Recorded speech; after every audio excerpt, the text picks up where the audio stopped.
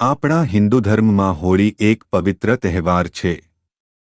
હોળીનો તહેવાર આપણને એવું સૂચવે છે કે હંમેશા બુરાઈનો અંત હોય છે, સકારાત્મકતાનો વિજય હોય છે.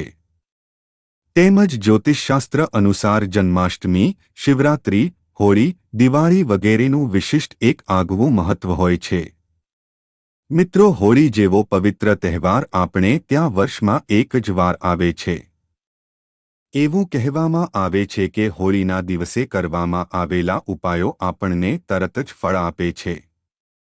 આજ અમે તમને એવા ઉપાયો વિશે જ જણાવીશું કે જેને કરવાથી તમારા જીવનની બધી જ સમસ્યાઓ દૂર થઈ જશે અને તમારું જીવન સુખ, સમૃદ્ધિ, હર્ષથી ભરાઈ જશે.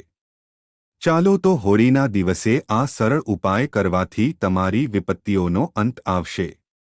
તો વાંચો આ લેખ અને આ હોળીએ અજમાવી જુઓ ઉપાયો અને જીવનની મુશ્કેલીઓને દૂર કરો. પહેલું કામ, જ્યારે હોળી પ્રગટાવવામાં આવે ત્યારે પરિવારના દરેક સભ્યે હોલિકા દહનના દર્શન કરવા જવું જોઈએ. જ્યારે હોળી પ્રગટાવવામાં આવે ત્યારે તેમાં ચણા, વટાણા, ઘઉં અને અલસી વગેરે પધરાવવું જોઈએ. આ વસ્તુ પધરાવીને હોળીની 3 કે 7 પરિક્રમા કરવી. આમ કરવાથી ઘરમાં સુખ શાંતિ આવે છે. તેમજ હોળીની જ્વાળાથી અનેક રોગોને પણ દૂર કરી શકાય છે.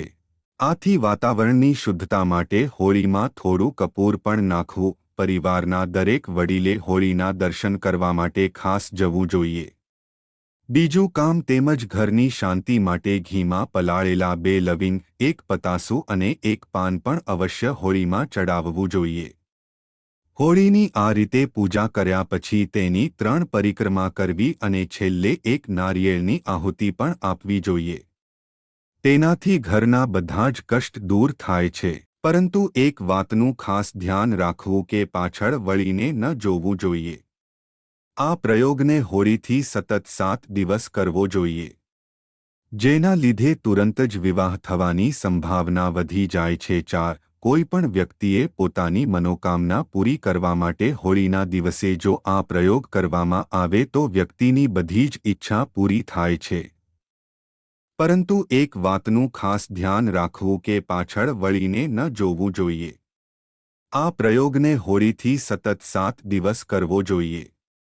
જેના લીધે તુરંત જ વિવાહ થવાની સંભાવના વધી જાય છે. 4. કોઈ પણ વ્યક્તિએ પોતાની મનોકામના પૂરી કરવા માટે હોળીના દિવસે જો આ પ્રયોગ કરવામાં આવે તો વ્યક્તિની બધી જ ઈચ્છા પૂરી થાય છે.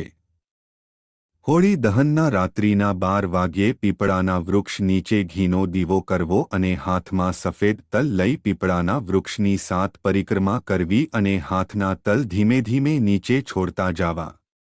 પછી પીપળાને અડ્યા વગર પ્રણામ કરીને પાછળ જોયા વગર ઘરે આવી જવું. આ ઉપાય મનની દરેક ઈચ્છાને પૂર્ણ કરનાર છે. હોળિકા દહનના બીજા જ દિવસે ધૂળેટી રમાય છે. ત્યારે તે દિવસે સવારે સ્નાન કરીને લાલ ગુલાલ એટલે જે કંકુ લઈને ઘરના મંદિરમાં દેવી કે દેવતા પર ગુલાલ લગાડવો અને પછી આ ગુલાલના પેકેટમાં 1 ચાંદીનો સિક્કો મૂકી તેને લાલ કપડામાં વીંટોળી ઘરની તિજોરીમાં મૂકી દેવું. આમ કરવાથી ધનમાં વૃદ્ધિ થશે અને ઘરમાં લક્ષ્મીનો વાસ થશે. કોઈ પણ મુશ્કેલ કાર્યની સફળતા માટે હોલિકા દહન થઈ ગયા પછી તેની થોડી ભસ્મ અવશ્ય ઘરે લાવવી અને જ્યારે તમે કોઈ મહત્વપૂર્ણ કામ માટે જઈ રહ્યા હો ત્યારે આ ભસ્મને પુરુષોએ પોતાના મસ્તક પર અને સ્ત્રીઓએ પોતાના ગળામાં લગાડવી જોઈએ. આ ઉપાય કરવાથી કોઈ પણ કાર્યમાં સફળતાની સાથે ધન સંપત્તિમાં વધારો થશે. જો તમારા શત્રુઓ વધારે હોય અને તેનાથી છુટકારો મેળવવા ઈચ્છતા હોવ તો આ ઉપાય ખાસ કરવો જોઈએ. હોળીના દિવસે આખો દિવસ પોતાના ખિસ્સામાં કાળો રૂમાલ કે કપડામાં કાળા તલ રાખો અને રાત્રે તેને હોળીની આગમાં નાખો.